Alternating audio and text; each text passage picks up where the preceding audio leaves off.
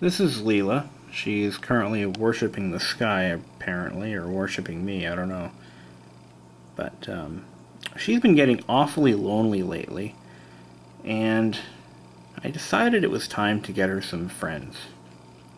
So I contacted an independent freshwater and saltwater fish dealer, and I asked him if he could do me a favor. I said, I'm looking for 2 African clawed frogs. And sure enough, he delivered. What we have here is Mott the Hopple, a non-albino African clawed frog, probably no more than a few weeks old. And I got a companion. I actually bought 2. And the other one is named Nibbler. And there he or she is. They're too young to determine gender.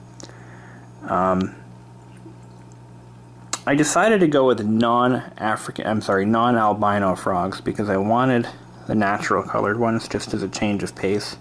I've owned quite a few albino frogs over the years, and I have had some, I wouldn't say bad luck. Reptar, which was the one that I adopted along with Leela, died of a sickness that I couldn't seem to cure. What happened was he started to become less and less active, and I came home from work one day and she or he had shed her skin, and which is normal, but she did it again the day after, and by that point it was too late, and within a matter of hours she was dead. Luckily Leela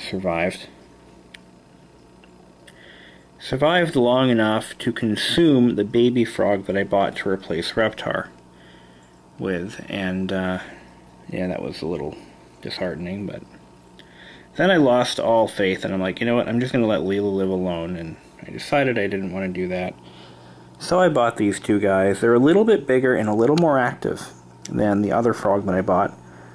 What really attracted me to them at first was that they were basically playing cat and mouse games with each other, chasing one another in the tank, and I thought it was kind of fun and cute, so I decided to buy them.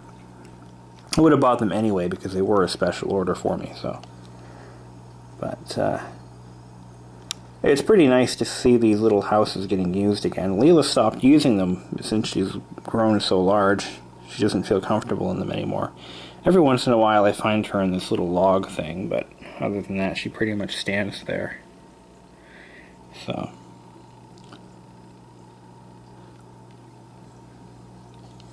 Look at you.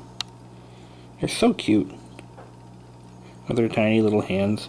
I've had to feed these guys by hand, because no matter whatever food I put in the tank, Leela runs after it and eats everything in sight.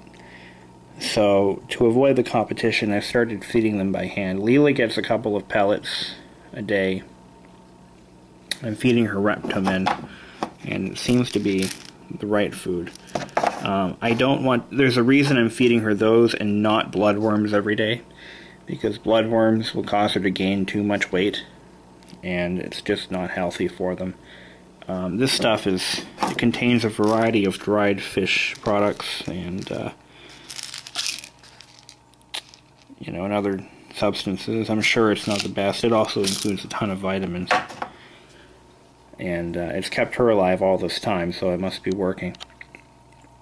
The bloodworms cost about $5 for a card. This is basically how they come. And each cube contains a packet of frozen bloodworms. And they're actually red in color because of the